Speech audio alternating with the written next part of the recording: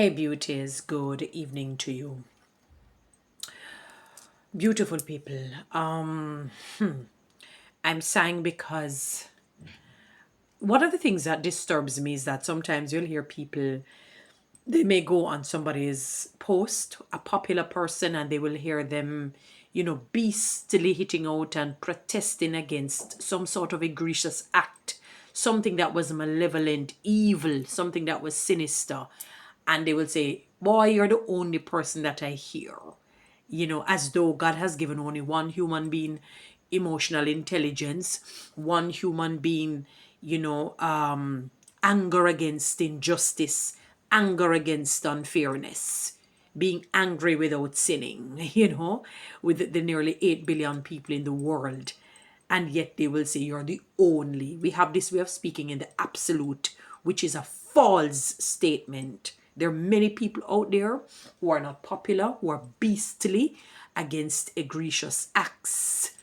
And it is a flagrant disregard to who and what they represent. Not because, or even though you may not hear of them, it doesn't mean that only that particular popular individual is the only one that is hitting out or protesting against malevolent, evil, and wicked acts. Now, I saw something on the news this evening that I'm not even sure how to comprehend, to be honest. I saw the caption. I was listening on the interview, the and what you call it again there before the news starts. I call it a prelude. Maybe that's not the correct word, but for a lack of a better word right now, so we're going to say the prelude. And it said a six-year-old was sexually assaulted. So when I heard that, I figured, oh my God, these big, all steering, tough back, bull cow, terrible looking men. And that's what I was saying in my mind. I didn't utter it. Until the news began, and it said the 6-year-old, and I'm not quoting verbatim, you know that with TikTok you have to use certain words. I don't like the grape term because grape is also a fruit, and I don't like the fact that we're using these good terms for the negative words. Vocabulary in the English language is vast and wide. We can use other terms apart from the RAPE. We can say sexual assault because it is an assault on the body physically in a sexual manner. The child was sexually assaulted by another child, a little older child, 5 years her senior, 11-year-old. And I said to myself, our country is in a dark place.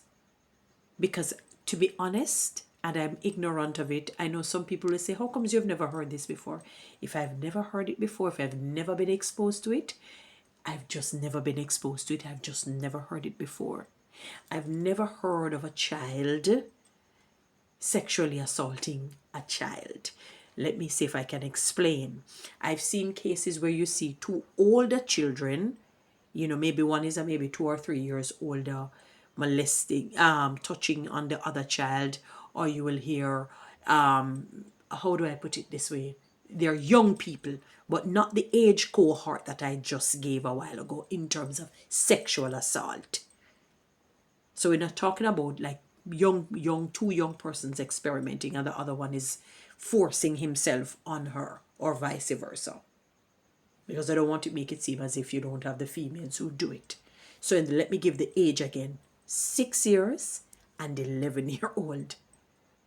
Both children, both underage. None are teenagers.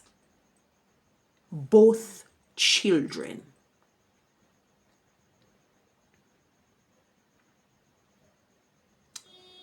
And I realized that our country is in a dark place because we have this tendency of creating vitriol or nonsense and not being the, when they talk about the community raising the child or helping to raise a child, we have forgotten our purpose here on the earth. We're not just created to gain material things and to just be happy and merry and say, oh, this is a house that I live in.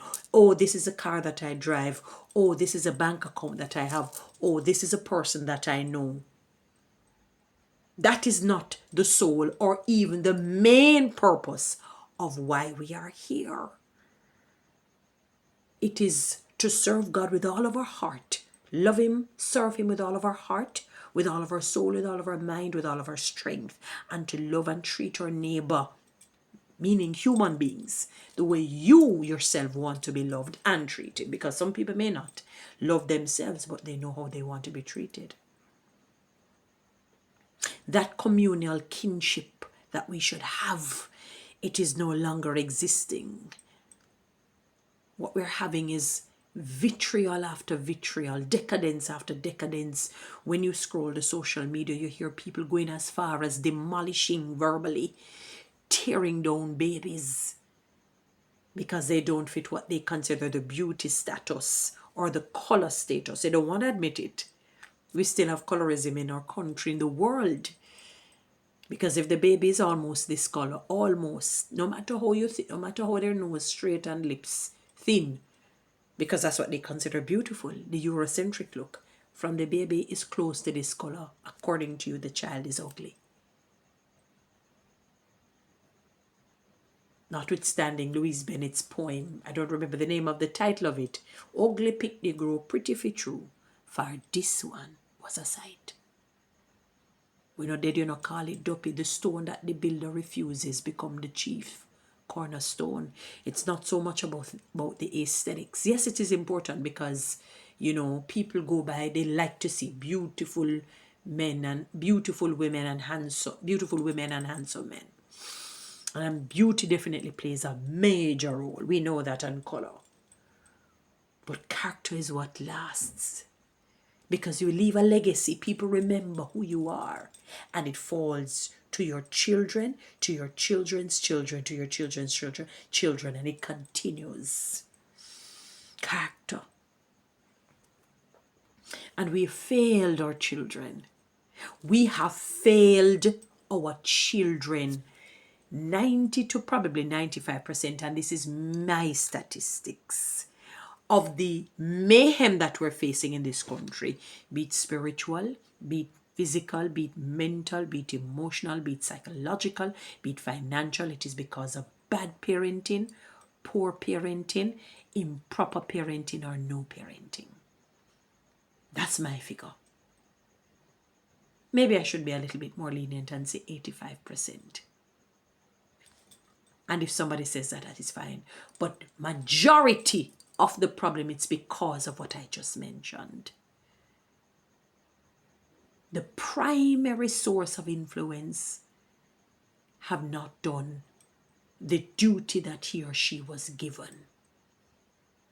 And this is why we're having, you soon reach a stage where you're here, unfortunately, and I'm not trying to speak this into being, that the baby who was just born was molested by another baby who was maybe 2 days older. They can hardly walk, but yet they understand what sexual assault and sexual molestation is all about. Because where good fails to prevail, evil will take over automatically. There's no gray area. There is none. There's not no 50 shades of gray. It's either good or evil. So if this is what you do with God, the devil said, okay, thank you for welcoming me. Automatically, that's what is going to happen. He's just going to come and shake your hands and say, thank you for welcoming me. I'm going to decorate your home. I'm going to decorate your place right now. That's what he's going to do. There's a book that I saw on a skit, The Bait of Satan. Maybe you and I should get that book. Because many of us have bought into that bait. And that is why you have the 6-year-old being molested sexually by another child, an 11-year-old. Because we as adults, we have failed our children. May God help us. Guys, you know what to do, real TikTok and YouTube. Subscribe. Give me one of those lions. Thank you.